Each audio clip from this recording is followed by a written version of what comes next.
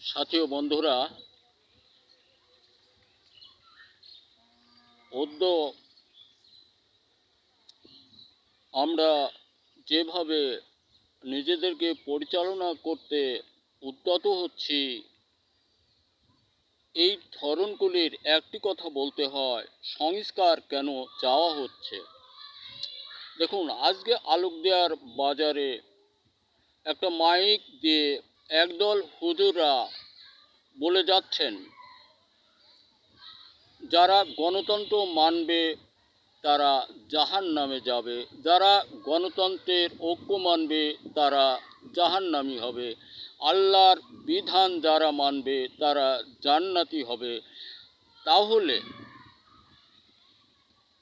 এই যে তিনটে শব্দ দুই দিকে গেল, দুই দিকে কিন্তু সংস্কারের প্রয়োজন আছে।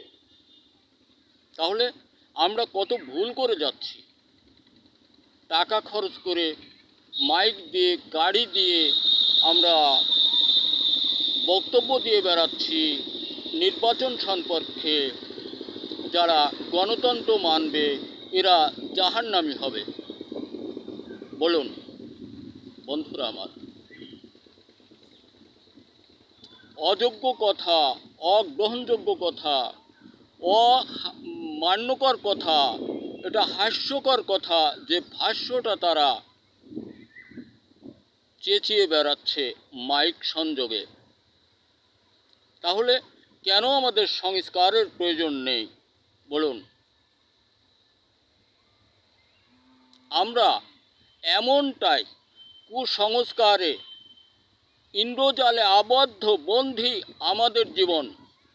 আমরা সংস্কার দ্বারা উন্মুখ হতে চাই, মুক্ত হতে চাই, মুক্তি পেতে চাই, সেটা সংস্কারের মাধ্যমে। দেখুন, লালমনিরহাটের বিষয়টা এর এর এর অধিক অধিক কঠিন। যেখানকার কথা ভাবতে গেলে আজ, তৎকালীন সময় যে সকল মুক্তিবাহিনী ভাইয়েরা বোনেরা রক্ত দিয়েছিলেন, সেই রক্তের বদলা কি লালমনিরহাটের অবস্থা বর্তমান? দেখুন, আপনারা রক্ত দিয়েছিলেন, প্রাণ দিয়েছিলেন, আমরা সহযোগে ছিলাম, কথাগুলো সবই ঠিক আছে। যাদের কারণে দিয়ে ক্ষমতা যাদের হাতে তুলে দিয়েছিলাম, তাদের ভুল ভ্রান্তির জন্যে আজ সারা দেশ তালমাতাল। লালমনিরহাটের কথাটা আমরা সকলেই ভেবে দেখি, এইটা কি আদৌ নিয়ম উচিত? বোধ করি না কোনো সরকার তার সুযোগ্য দেশ, জায়গা, জমি, ভূমি আরেকজনকে তিনি দিতে পারেন না বলে আমি ধারণা প্রকাশ করি। কিন্তু আমাদের সরকার অতীত যিনি ছিলেন, তিনি এটা আরেকজনকে হস্তান্তর করে গেছেন। ভালো কাজ করেননি আপনি। জাতির প্রতি আপনার ধিক্কার ছিল। আপনি ছিলেন সুযোগ সন্ধানী। যেমন সুযোগ সন্ধানী ছিলেন, আপনার সুযোগ্য অর্থ করি লুটপাট করে নিয়ে আপনি সরেছেন, পদার্পণ করেছেন। পদার্পণের পর আপনাকে যারা আজও পর্যন্ত যোগ সহযোগে চালাচ্ছে, ওনাদের মধ্যেও ভুল আছে। এই ভুলের কারণে ওনারা ভ্রান্তি পথের যাত্রী হয়ে যাচ্ছে, ওনাদের পায়ের নিচেও একসময় মাটি থাকছে না। বন্ধুরা আমার, অধিক বলবো না। দেখুন, আমরা চাই সংস্কার। আমাদের সংস্কার ছাড়া চলা বলার মতো 1 ইঞ্চি রাস্তা হাঁটবার কোনো কৌশল নাই। সংস্কার হোক, ডক্টর ইউনূস সাহেবের মাঝ দিয়ে দেশটা সংস্কার হোক, তারপরে আপনারা চালান, সমস্যা নেই। দেশ সংস্কার করতে হবে, অতীত কোনো সরকার এটা ভাবেননি। অতীত থেকে এ ভাবটা ছিল, কেউ ভাবেননি। তাহলে ওদিকে দৃষ্টি নাই। আমাদের ধারণা ছিল চেয়ারে বলবো, দেশ চালাবো, টাকা নেব দেব, বাস এফালি সেফালি সব চলছে। ওইটাই ধারণা এখনও না। এই ধারণাটা এখন পোষণ করবেন না কেউ। তাহলে দেশ ও জাতির সঙ্গে বেইমানি করা হবে।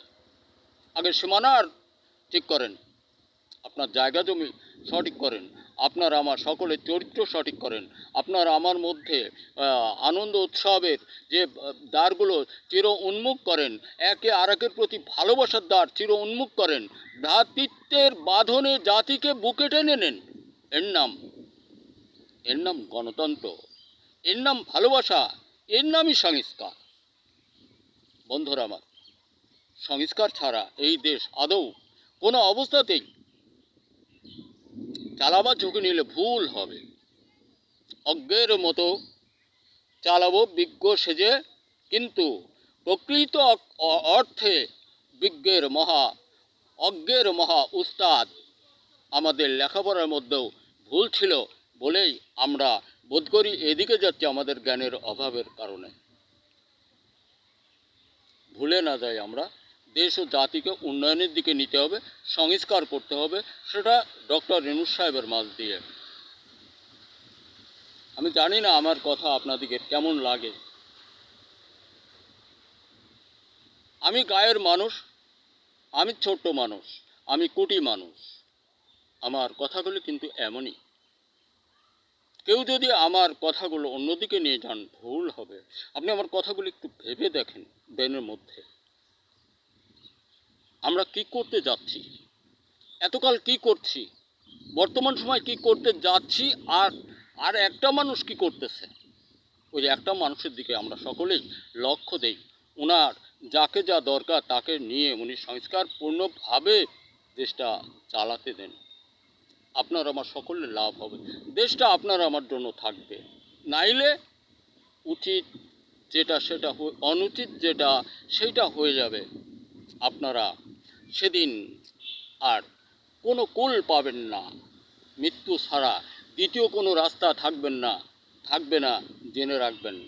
দেশের সকল ছেলেরা, তোমাদের আমি বারবারই হুঁশিয়ারি বার্তা দেই, তোমরা হুঁশিয়ার, নিজ নিজ দায়িত্বে গবেষণা দ্বারা কিছু আবিষ্কার তৈরি বাজারজাত করার চেষ্টা করো। এটাই তোমাদের আগামী ভবিষ্যৎ উন্নয়ন। আর একেবারে হতাশার মধ্যে থাকারও দরকার নেই। যতক্ষণ ডক্টর ইউনূস সাহেবের মধ্যে নিঃশ্বাস থাকবে, অতক্ষণ নিয়ে দেশ চালাবার সুযোগ আমরা সকলেই করে দেই। আর দেশের সকল কৃষক বন্ধু, আমরা আমাদের ফসল উৎপাদন হতে দূরে সরে যাব না, তাহলে ওনরা খাবেন কি? ধন্যবাদ। দেখা হতে পারে আরেকটা ভিডিওতে।